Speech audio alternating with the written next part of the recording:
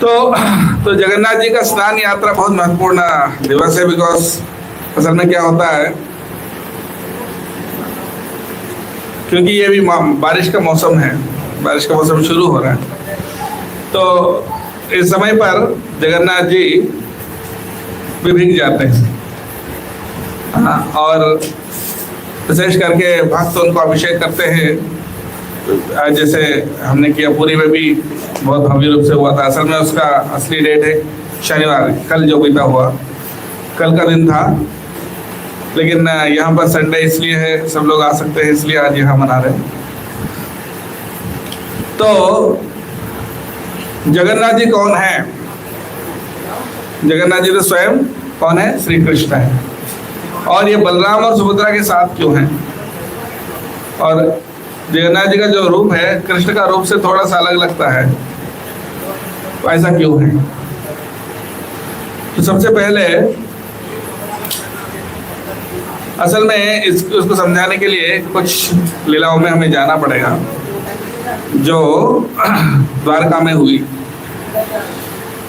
कई कथाएं हैं। सबसे पहली कथा ये है कि जब जगन्नाथ स्वामी, जब भगवान श्री कृष्ण द्वारका में थे, तो सबसे पहले वो कहाँ थे? सबसे पहले वो थे वृंदावन में, है ना। वृंदावन से वो गए मथुरा, है ना, फिर मथुरा से फिर गए द्वारका। द्वारका का नगर उन्होंने खुद निर्माण किया, समुद्र के बीच में। तो उसका कारण क्या था? जरासंध और कालयवन बार बार आक्रमण कर रहे थे, तो इसलिए मथुरा वासियों को बचाने के लिए उनको समुद्र के बीच में एक नगर बनाया द्वारका नाम से,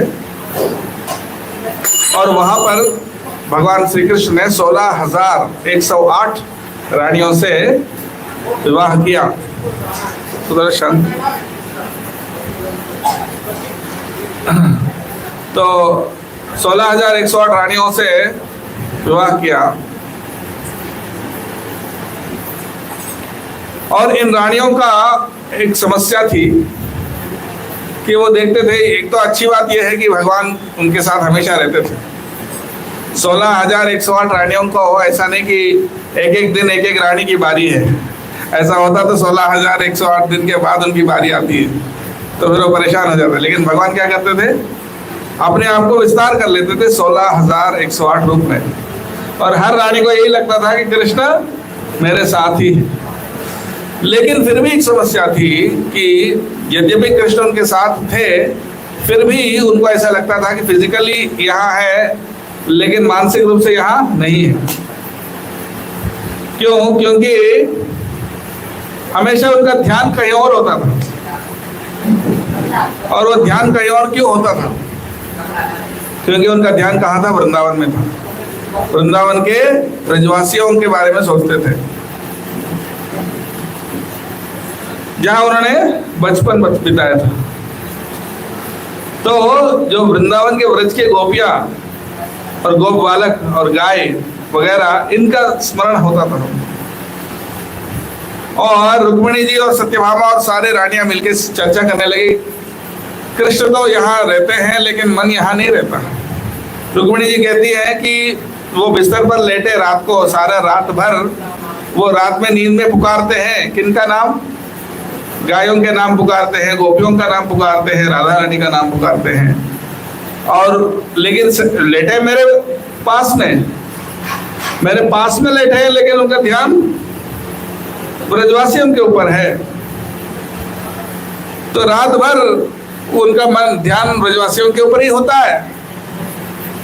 तो सत्यभामा कहती है कि दीदी जी, आप रात की बात कर रहे हैं, मुझे लगता है कि दिन में भी उनका ध्यान यहाँ नहीं रहता। क्योंकि दिन में भी अगर वो बैठे हैं आसन पर, तो उनको 2, 3, 4 बार बुलाने तक उनको ध्यान कान में नहीं जाता है। उनको समझ में नहीं आता कोई हमें पुकार रहे हैं। मतलब मेंटली कहीं और रहते हो। तो मतलब दिन रात हमेशा वो वृंदावन के बारे में ही सोचते हैं। तो रानियां थोड़ा हैरान होने लगी, सोचने लगी कि हम क्या उनको प्रेम नहीं करते, हम क्या उनकी सेवा ठीक से नहीं करते। तो क्यों हमारे बारे में बिल्कुल सोचते नहीं है और ब्रजवासियों के बारे में ही हमेशा क्यों सोचते हैं? ये सारे रानियों का विचार था, प्रश्न था। अब इसमें चर्चा करने लगे, ऐसा क्या दवाई खिलाया उन्होंने, ब्रजवासियों ने? ऐसा क्या उन्होंने दिया कि भाई हमेशा उनका ध्यान उधर ही रहता है? ऐसा क्या हुआ वृंदावन में? आप में से आईजीसी कॉलेज से कौन कौन है? इंदिरा गांधी इंजीनियरिंग कॉलेज से, अच्छा। और जो रेगुलर यूथ प्रोग्राम में आते हो कौन कौन है? यूथ प्रोग्राम में आते, वेरी गुड। तो बिकॉज मुझे बताया गया कि आईजीसी से कुछ बच्चे आ रहे हैं, कोई आए नहीं। सो एनीवेज, तो रानी आपस में सोचने लगे कि ऐसा क्या हुआ, ऐसा क्या विशेषता है वृंदावन में कि हमेशा कृष्ण बलराम वृंदावन का ही चिंता में रहते हैं। तो फिर उन्होंने सोचा कि एक ऐसा कोई व्यक्ति हो जो वृंदावन में भी थे और अभी द्वारका में भी हो, जिनसे हम पूछ सके। ऐसा कौन व्यक्ति था? ऐसे कौन थे? हाँ, रोहिणी जो बलराम जी की माता है, वो वृंदावन में भी थे बचपन में, जब कृष्ण बलराम छोटे थे, और अभी कहाँ है? द्वारका में। यानी वृंदावन और द्वारका दोनों को देखें। तो रोहिणी माता से उन्होंने सोचा कि हम उनसे पूछेंगे कि क्या ऐसा था वृंदावन में, ये बता सकते हैं। तो रोहिणी माता से पूछते हैं कि ऐसा क्या लीला हुई, ऐसा क्या हुआ वृंदावन में कि कृष्ण उनसे इतना आसक्त क्यों है? इतने साल बीत गए वृंदावन को छोड़े हुए, फिर भी उनका मन से नहीं जाते। तो रोहिणी माता बोले, कृष्ण के वृंदावन की लीला इतने मधुर हैं, वो इतने प्रेम भरे हुए हैं कि मैं क्या बताऊं। तो फिर ये सुनकर रानियां और उत्सुक हो गई। अरे अच्छा, ऐसे लीलाएं हैं, तो हमें भी बिल्कुल सुनना है, क्या लीला हुई। हाँ, तो आप बताइए कृष्ण के वृंदावन के लीलाओं के बारे में। तो रोहिणी माता ने कहा, हम बता तो सकते हैं, लेकिन वो लीला इतने मधुर हैं, अगर कभी वो चीज अगर कृष्ण और बलराम के कान में गई तो फिर वो यहाँ नहीं रह पाएंगे। वैसे ही नहीं रहते यहाँ पे मेंटली, हाँ, वो उधर ही रहते हैं। लेकिन अगर कान में लीला की कथा कर गई तो बिल्कुल निश्चित वो चले जाएंगे। तो इसीलिए बोले, लेकिन इनको सुनना भी था। तो उन्हें सोचा एक काम करते हैं, हम ऐसे कोई रहस्यमय एक ऐसा एकांत स्थान पर बैठेंगे जहां पर आप लीला सुनाएंगे, पर कोई वहां आ नहीं सकते। विशेष करके कोई पुरुष वहां प्रवेश नहीं कर सकते। तो उन्होंने ऐसी जगह चुना। कौन सी जगह? गौशाला में हमने सोचा कि सारे रानियां वहां बैठ जाएंगे और रोहिणी माता कथा करेंगे और ये सुनेंगे, पर उसमें कोई पुरुषों का प्रवेश निषेध है। हाँ, और उसमें चौकीदार के रूप में उनको खड़ा किया। किनको? सुभद्रा जी को खड़े किया। बोले किसी को, पुरुष को अंदर मत आने, विशेष करके कृष्ण बलराम को बिल्कुल आने मत दो। तो सुभद्रा जी खड़ी हो गई और अंदर कथा शुरू हो गई। हाँ, रोहिणी माता कृष्ण बलराम की कथा सुनाने लगी, बचपन की लीलाओं के बारे में। और सुनते सुनते इतना सब लोग भाव विह्वल हो गए। भगवान की लीला का कथा सुन रहे हैं तो मतलब वहां भगवान की लीला का आप देख रहे हैं और उस लीला में आप प्रवेश कर चुके हैं। विशेष करके जब रोहिणी माता बोल रही है, जिन्होंने खुद भाग लिया है, तो वो बोलेंगे तो और कितना मधुर होगा वो लीला।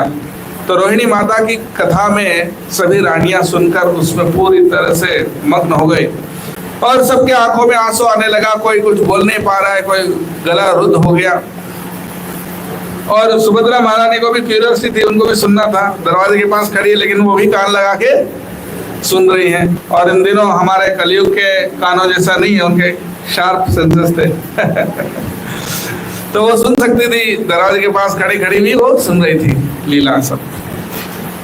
और क्या हुआ बताओ, और उसी समय पर पता नहीं इनको कहां से हवा लग गया, पता चल गया कि कुछ तो चल रहा है, हमें सारे रानियां गायब है, कुछ तो मीटिंग चल रही है इनकी, क्या पता है। तो दोनों कृष्ण बलराम पता करके आ गए कि ये सब गौशाला में कुछ तो चल रहा है, और फिर आ गए वहां पे। और वहां पर दरवाजे के पास सुभद्रा महारानी खड़ी थी, और सुभद्रा महारानी का काम था उनको रोकना, इसलिए दोनों हाथ ऐसे कर दिए कि आप अंदर प्रवेश नहीं कर सकते, प्रवेश रोक दिए। तो कृष्ण बलराम वहीं खड़े थे, और वहां खड़े होकर उनको भी सुनना था क्या चल रहा है अंदर, तो उनका भी कान में जा रहा है क्या लीला है जो अपने रोहिणी माता कह रही। तो सारे लीला सुनकर कृष्ण बलराम और सुभद्रा तीनों के शरीर का पूरा रूप बदल गया, और वो ब्रजवासियों को याद करके उनके आंखें बड़े हो गए चक्के जैसे, और उनके मुंह से लालाजल टपकने लगा, और उनके हाथ सामने चला गया जैसे कि वो उनको आलिंगन करना चाहते हों। और क्योंकि ये सब लीला सुनकर कृष्ण बलराम के प्रति उनके लीलाओं का मधुरता सुनकर सुभद्रा महारानी भी इतना प्रेम में हो गई कि बाद में उनको लज्जा फील होने लगा कि मैं अपने कृष्ण बलराम भाइयों को रोका, इसलिए उस लज्जा से उनके दोनों हाथ अंदर चले गए, इसलिए सुभद्रा महारानी के हाथ नहीं है। कृष्ण और बलराम दोनों के हैं, लेकिन सुभद्रा जी का नहीं। तो इस प्रकार से वो उस समय पर जो उनका रूप हो गया था, कृष्ण के वृंदावन लीलाओं का स्मरण करके और ब्रजवासियों का स्मरण करके उनका रूप पूरी तरह से बदल चुका था। पर वो देखने वाले कौन थे? अचानक उसी समय पता नहीं कैसे खबर फैल जाती। उन दिनों में तो कोई व्हाट्सएप तो था नहीं, कोई व्हाट्सएप नहीं था, कोई इंस्टाग्राम नहीं था, फिर भी उनको पता चल गया। नारद जी के परमात्मा कम्युनिकेशन बोलते हैं उसको परमात्मा के माध्यम से उनको पता चल गया, हाँ यार कुछ तो स्पेशल है, जाना है। उसी समय पर नारद जी वहां पहुंच गए और कृष्ण बलराम सुभद्रा को इस रूप में देखा और बोले कितना सुंदर स्वरूप है आपका, ऐसा कैसे हो गया आपका रूप? हाँ, ये रूप बहुत इतना आकर्षक था कि क्योंकि वो ब्रजवासियों का प्रेम के कारण उनका रूप जैसा हो गया, वो सुंदर रूप में है। वो चाहते थे कि सबका दर्शन मिले, ऐसा रूप। तो ये सुंदर रूप में चाहता हूँ कि सबका दर्शन हो, ये भक्त का स्वभाव है। भक्त का स्वभाव ये है कि ऐसा नहीं कि सिर्फ मेरा उद्धार हो और बाकी सब जाए नरक में, हमें कोई फर्क नहीं पड़ता। नहीं, वो चाहते हैं कि जो भाग्य हमको मिला है वो सबको मिलना चाहिए, है ना। तो अभी जगन्नाथ स्नान यात्रा देख के आनंद कैसे लगा? अच्छा लगा, आनंद है। तो क्या आप चाहते हैं कि आनंद पूरे सागर वासियों को मिले कि नहीं चाहते? हाँ, कौन कौन चाहते हैं कि पूरे सागर में सभी को ये सौभाग्य मिले? चाहते हैं।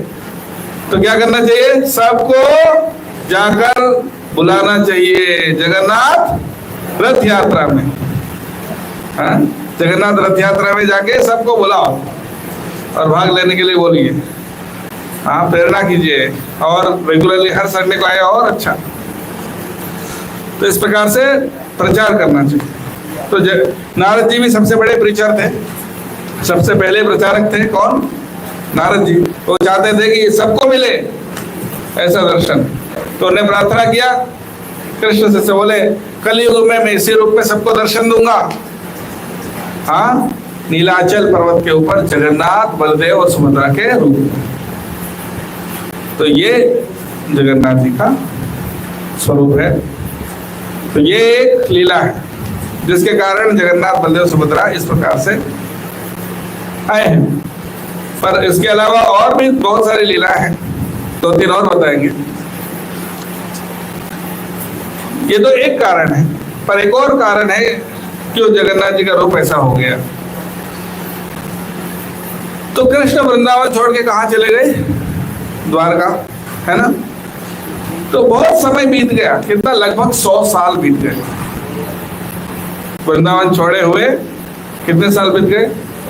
100 साल करीब बीत गए। और तब तक भी कृष्ण वापस नहीं आए, जबकि जाते समय क्या बोल के गया, क्या बोल के गया, अरे कल नहीं तो परसों आ जाऊंगा, बस 2 दिन की बात है।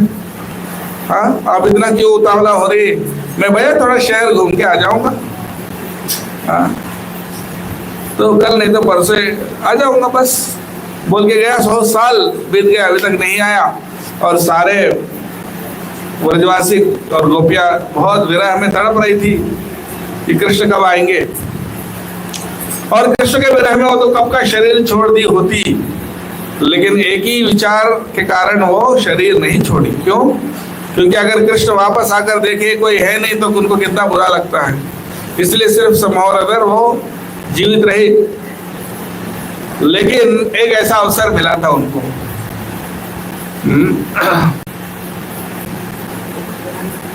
सूर्य ग्रहण का समय हुआ, और सूर्य ग्रहण के समय पर पूजा करने के लिए सारे द्वारकावासी ने निश्चय किया कि हम जाएंगे कहाँ, कुरुक्षेत्र। कुरुक्षेत्र में जाएंगे, कुरुक्षेत्र में जाएंगे किसके लिए? सूर्य ग्रहण का पूजा करने के लिए।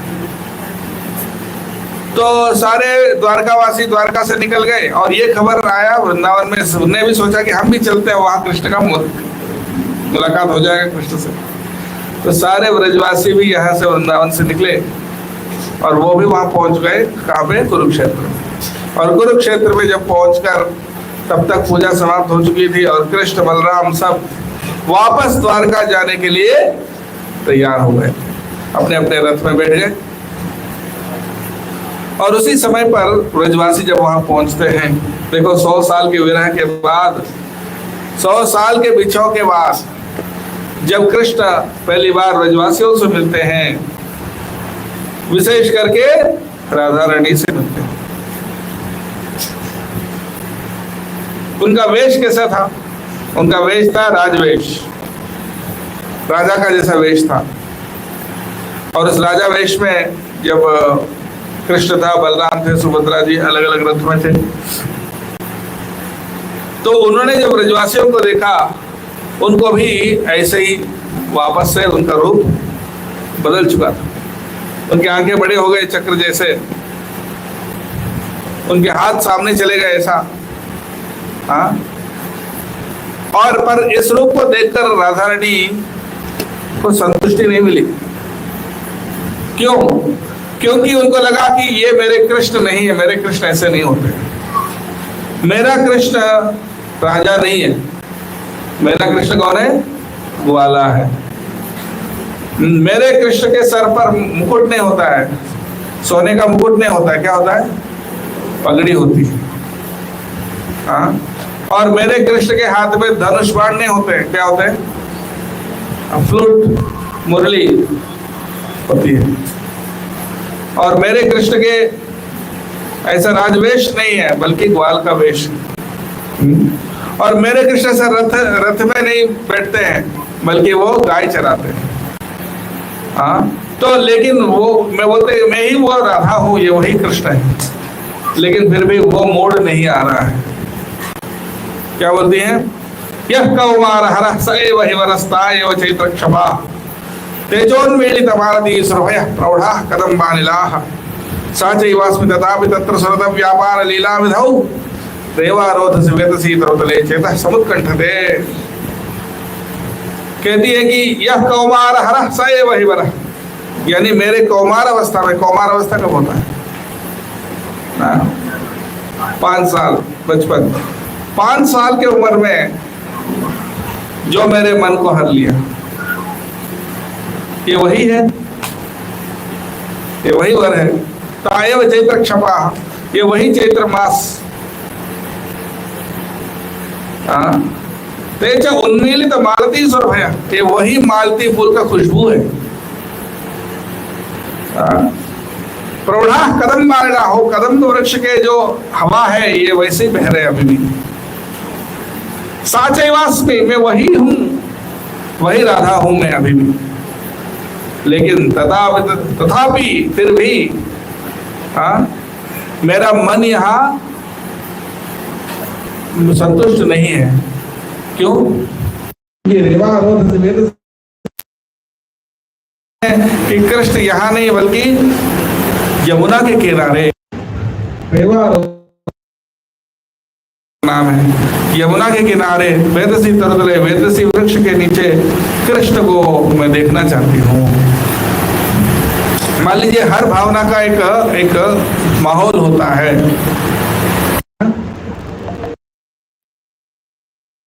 क्या क्लब में जाके माला करने बैठते हैं? नहीं। क्यों? नहीं, वहां माहौल नहीं है। तो हर चीज का एक माहौल होता है। तो वहां माहौल नहीं था। कुरुक्षेत्र में माहौल क्या था? जैसा कि वो युद्ध का माहौल हो, ऐसा माहौल है जहाँ घोड़े रथ और ये सब बहुत जोर से, घोड़े हाथी सैनिक सिपाही शोर शराबा। वहां पर कैसे कृष्ण को देख के वो मूड कैसे आएगी? उनको बोले यहाँ मुझे वो मूड नहीं आ रहा है, तो इसलिए इनको लेकर मुझे कहाँ जाना है? वो मैं इनको देखना चाहती हूँ। कहाँ? वृंदावन में, यमुना के किनारे वेद से वृक्ष के नीचे, वहां उनको देखने की मेरी इच्छा हो रही। तो ये राधा रानी का भाव था। और ये भाव को समझ गए कौन? सारे व्रजवासी। बाकी व्रजवासी जो थे उन्होंने समझकर फिर जो रथ था किनका? कृष्ण जी का। कृष्ण बलराम और सुभद्रा उनका रथ को रस्सी से वो खींचते हुए वृंदावन की ओर ले जाते हैं, राधा रानी का भाव को समझते हुए। और ये जो है ये सबसे पहली रथ यात्रा। तो ये वही रथ यात्रा है, यानी जहाँ राधा रानी और जो ब्रजवासी है कृष्ण को ब्रजवासियों के भाव में कुरुक्षेत्र से वृंदावन की ओर ले चलते हैं। यही रथ यात्रा का भाव है। और जब हम जगन्नाथ रथ यात्रा करते हैं हम भी उसी भाव से करते हैं कि द्वारका से कृष्ण को कहाँ ले जाना? वृंदावन ले जाना। हमारा हृदय ही वृंदावन है। हमारा हृदय रूपी वृंदावन में कृष्ण को लेके जाना है। इस प्रकार से ये ये पहला कारण है क्यों जगन्नाथ जी का स्वरूप ऐसा हो गया, क्योंकि 100 साल की वजह के बाद जब राधा रानी का दर्शन करते हैं। जनरली कृष्ण के साथ कौन रहते हैं? राधा रानी। पर यहाँ जगन्नाथ जी के साथ कौन है? बलराम और सुभद्रा। ऐसा क्यों? तो राधा रानी कहाँ है? कृष्ण के साथ तो राधा रानी होनी चाहिए ना। तो जगन्नाथ जी के पास कहाँ है राधा रानी? तो उनकी बहन है सुभद्रा और उनके भाई है बलराम। क्यों नहीं है? कौन बता सकता? देखिए कृष्ण के पास राधा रानी होती है, पर यहाँ बलराम और सुभद्रा जी के साथ है। ऐसा क्यों? कौन बताए? हाँ,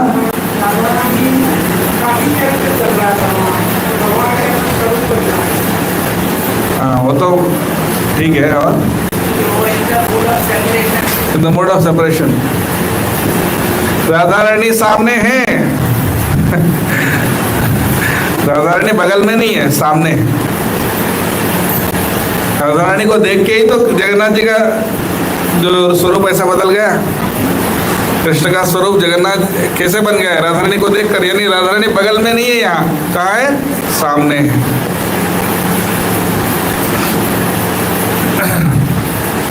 और सारे व्रजवासी भी सामने, इसलिए बलराम जी और सुभद्रा जी का भी ऐसा स्वरूप बदल गया है। तो वही राधा रानी के भाव में कौन आए थे? भगवान चैतन्य महाप्रभु। जय श्री चैतन्य महाप्रभु की जय। तो चैतन्य महाप्रभु 500 साल पहले वही राधा रानी का भाव में आए और जगन्नाथ जी का दर्शन किए। अब देखिए, और जगन्नाथ जी के सामने अभी कौन है? चैतन्य महाप्रभु, जो कि राधा रानी के भाव में है। तो इसलिए ये क्या होता है, जगन्नाथ स्नान यात्रा जब होती है तो ये स्नान जब कराते हैं भगवान की, तो उसी समय पर जगन्नाथ जी बीमार हो जाते हैं। बहुत सारा पानी से नहा लिए तो इसलिए बीमारी हो गई। इस समय पर अधिकतर बहुत सारे लोगों का तबीयत खराब है ना। किन किन के तबीयत थोड़ा बहुत सर्दी जुकाम है, अरे सब स्वस्थ है आजकल। हमें भी सर्दी जुकाम है। तो कहने का मतलब क्योंकि अभी बारिश, अभी मौसम चेंज हुई ना, अभी गर्मी से अभी पानी, बारिश वाला मौसम हुआ शुरू, तो एकदम मौसम बदलने के कारण तबीयत खराब होती है। अब जगन्नाथ जी ने बहुत नहा लिया, तो इसलिए वो उनको सर्दी हो जाती है, और सर्दी होने के कारण 15 दिन तक वो बीमार रहते हैं, दर्शन नहीं देते हैं। और ये समय को क्या बोलते हैं? अनवसर। क्या बोलते हैं? क्या उसको? अनवसर, यानी अवसर नहीं मिलता है भगवान का दर्शन करने के लिए, और इसलिए अनवसर बोलते हैं। ये 15 दिन का अनवसर समय था, और फिर वापस दर्शन कब मिलेगा? रथ यात्रा के समय। तो जब चैतन्य महाप्रभु इस समय पर स्नान यात्रा के दर्शन के बाद, जब अनवसर में दर्शन बंद था 15 दिन तक, इस समय पर चैतन्य महाप्रभु राधा रानी के भाव में बहुत विरह का अनुभव करते थे, विरह भाव का अनुभव करते थे।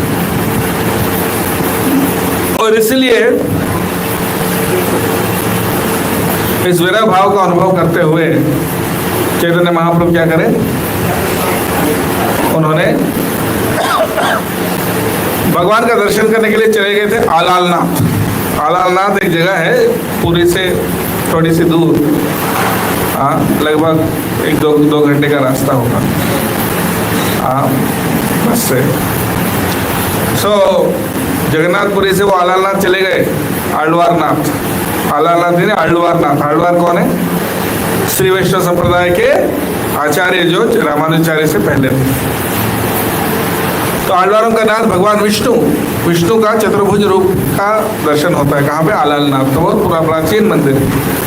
तो वहाँ चले गए थे चैतन्य महाप्रभु, और वहाँ पर बैठे थे, और जब दंडवत प्रणाम किए भगवान को, तो उस समय पर उनका विरह भाव के कारण उनका शरीर तप रहा था, और उस ताप के कारण वहाँ जो पत्थर था, जिस पत्थर के ऊपर उन्होंने साष्टांग दंडवत प्रणाम किए, वो पत्थर भी पिघल गए।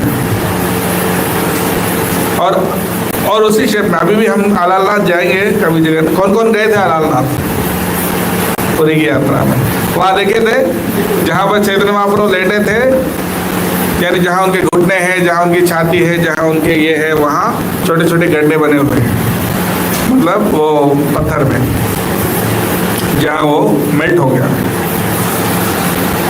पिघल गया। तो इस तरह से वो विरह भाव महसूस करते थे भगवान से। और इनफैक्ट जब जगन्नाथ जी का दर्शन करने थे, तो आप कौन कौन जगन्नाथ मंदिर का दर्शन किए? पुरी में दर्शन किए। वहाँ एक जगन्नाथ जी के सामने एक स्तंभ है, गरुड़ स्तंभ। 2 स्तंभ है, एक अरुण और एक गरुड़। अरुण स्तंभ सबसे बाहर, एकदम मेन गेट के बाहर, सिंह द्वार के बाहर अरुण स्तंभ है, और अंदर जगन्नाथ जी के सामने कौन सा है? गरुड़ स्तंभ है। और ये जो गरुड़ स्तंभ है, चैतन्य महाप्रभु उससे आगे नहीं जाते थे, वहीं खड़े होकर दर्शन करते थे।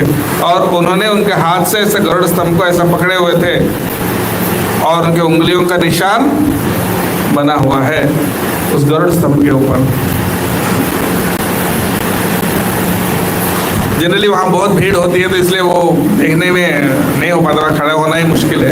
पर लेकिन मतलब दूसरे समय पर जब भीड़ कम हो, उस समय पर जाए तब देख सकते हैं। तो गरुड़ स्तंभ के पास खड़े होकर जगन्नाथ जी का दर्शन करते थे चैतन्य महाप्रभु राधा रानी के भाव में। तो ये 15 दिन के समय पर क्या होता है असल में, ये जगन्नाथ जी बीमार रहते हैं, तो उनको काढ़ा पिलाया जाता है।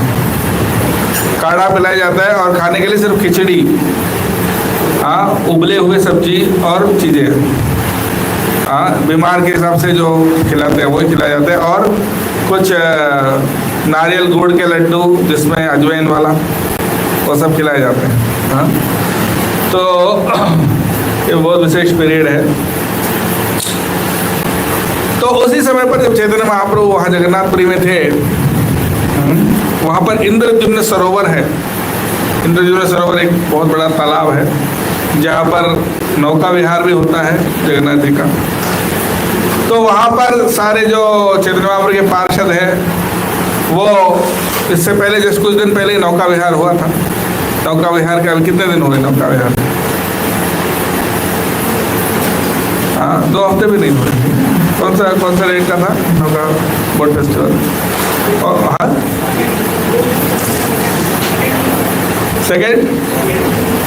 2 जून। हाँ, 2 तारीख जून। और आज क्या है? 23-22, यानी लगभग 20 दिन। 20 दिन में 2 हफ्ते लगे, 2 हफ्ते से थोड़ा। तो 2 हफ्ते पहले नौका यात्रा हुआ था। उस नौका यात्रा में जगन्नाथ जी तो खुद नहीं आते हैं, लेकिन वहाँ जो कृष्ण जी का जो गोपाल विग्रह है उनका नौका यात्रा किया जाता है। और वहाँ सारे जो चैतन्य महाप्रभु के पार्षद एक दूसरे पे पानी डालते थे, इस तरह से जल क्रीड़ा करते थे। और ये जल क्रीड़ा कृष्ण जी करते थे। हाँ, गोपियों के साथ यमुना में जल क्रीड़ा करते थे। वही जल क्रीड़ा चैतन्य महाप्रभु उनके पार्षदों के साथ करते थे। हाँ, तो ये सारे कृष्ण की लीलाओं को हमें स्मरण करना चाहिए। वैसे तो बहुत सारी कथाएं हैं जगन्नाथ जी का। एक और कथा ऐसा आता है कि जगन्नाथ जी की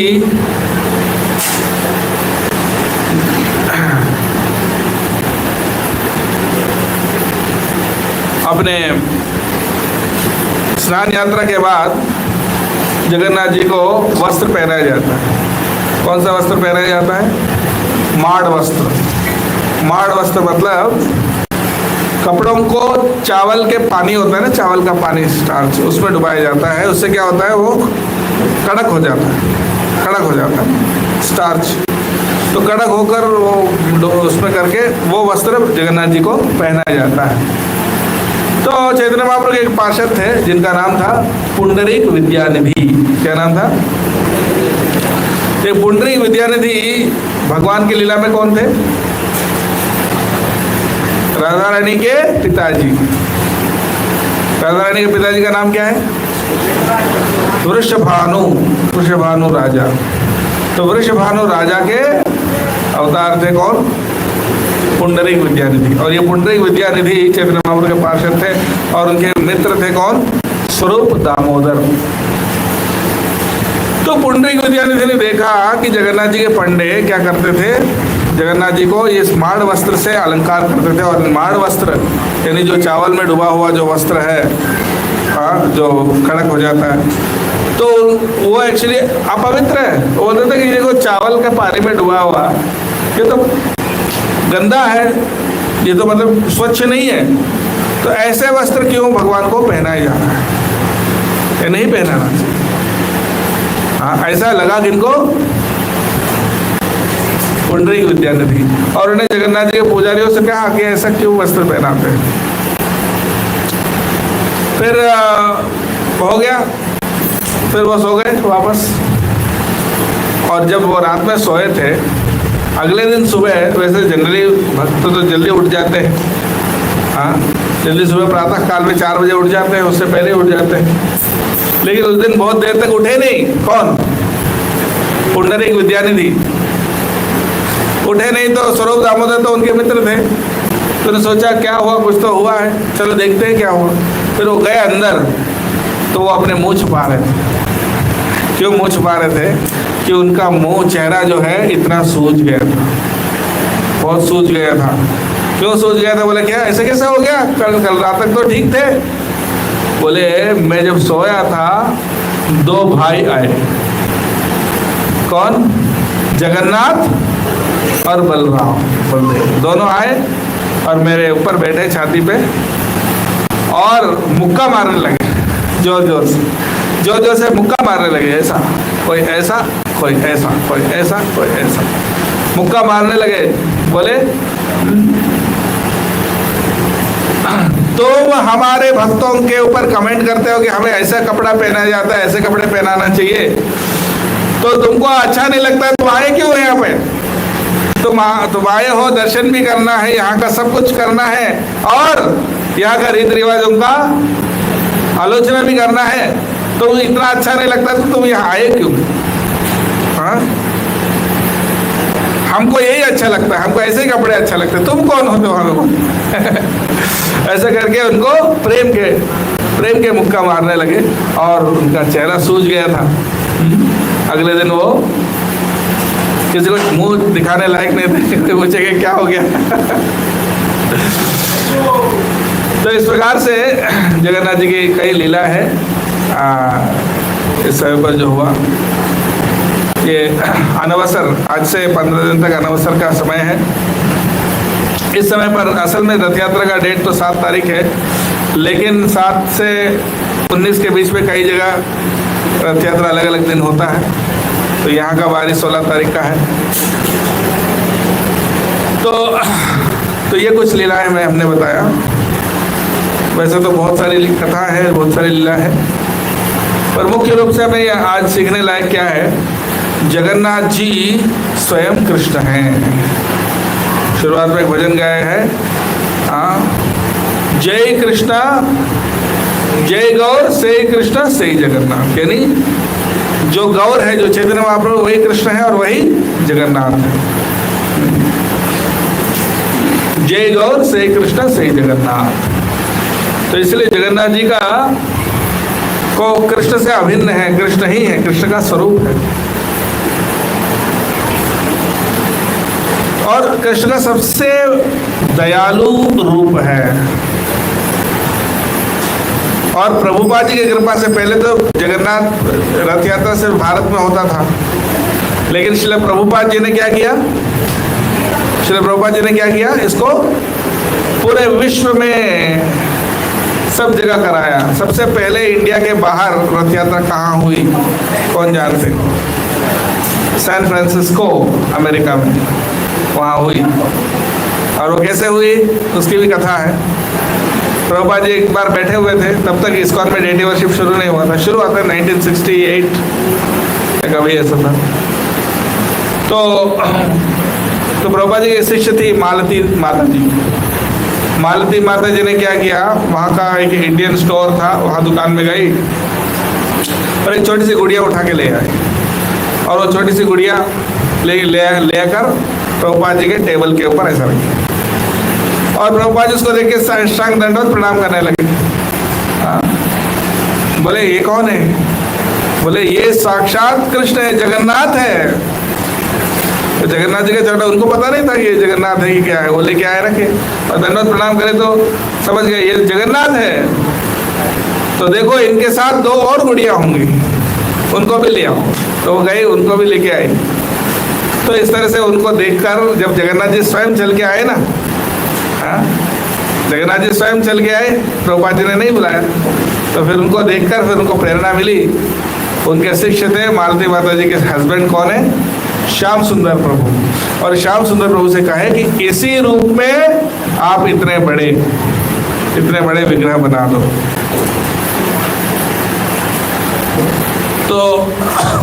तो उसी को, छोटी सी गुड़िया को देखकर एक बड़ा आकार में उन्होंने जगन्नाथ जी को बना दिया, जगन्नाथ बलदेव सुभद्रा। और उनका सबसे पहला इस्कॉन में विग्रह पूजा उनका ही हुआ। और सबसे पहला रथ यात्रा भी सैन फ्रांसिस्को में हुआ। और उस रथ यात्रा को कराए उनके शिष्य, क्या नाम है उनका? जयानंद प्रभु। और जयानंद प्रभु ने बहुत मेहनत करके रथ बनाए और रथ बनाकर और रथ के ऊपर जगन्नाथ जी को विराजमान करके पूरे सैन फ्रांसिस्को शहर में बहुत बड़ा, हजारों लोग भाग लिए। और ये रथ यात्रा फिर धीरे धीरे करके सभी पूरे विश्व भर में, आज सिर्फ मध्य प्रदेश में 32 जगह पर रथ यात्रा हो रही है, जगन्नाथ रथ यात्रा। हरि बोल। मध्य प्रदेश में इस्कॉन की रथ यात्रा की बात कर रहा हूँ। कितनी जगह हो रही है? 32 जगह। भोपाल में 2, इंदौर में 1, जबलपुर में, और सागर, कटनी, शुजालपुर, धार, रतलाम, छिंदवाड़ा, बहुत सारी जगह, अभी सब कुछ याद नहीं है ना।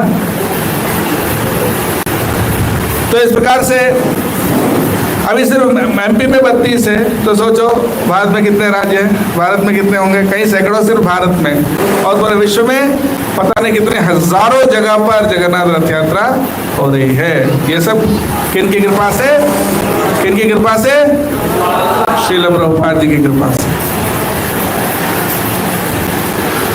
तो इसलिए ये जगन्नाथ रथ यात्रा, देखो भगवान कितना कृपालु है कि कलयुग में लोग उनको दर्शन करने आने का टाइम नहीं है लोगों के पास, तो इसलिए भगवान खुद ही आते हैं बाहर दर्शन देने के लिए। हाँ, भगवान खुद बाहर आकर सबको दर्शन देते हैं।